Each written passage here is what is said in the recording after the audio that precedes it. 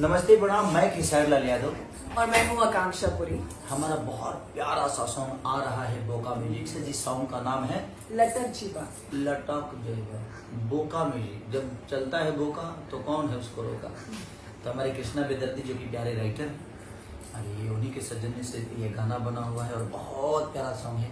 आप लोगों को 2008 और 2009 की याद आएगी इस गाने में। और आकांक्षा जी ने हमारी भोजपुरी के नाम के भी इन्होंने इतना प्यारा और इतने सहमत से काम किया है और इतनी ऊर्जा से काम किया है कि बहुत कम ऐसे एक्टर मिलते हैं जो कि अपने काम को एंजॉय करते हैं। और आकांक्षा जी ने पूरे उस गाने को एंजॉय किया है। तो उस गाने से जितने भी जुड़े हुए हैं हमारे लोग हैं, राइटर हों, हमारे म्यूजिक डायरेक्टर से लेकर हमारे को एक्टर से लेकर हमारे क्रू मेंबर तक, कैमरामैन से लेकर डायरेक्टर से लेकर उनके साथ रहने वाले हमारे मेकअप दादा से लेकर स्पॉट बॉय तक, सबने बहुत मेहनत किया है।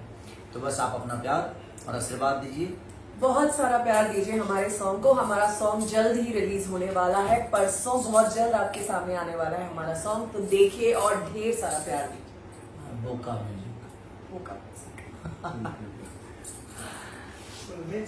हाँ।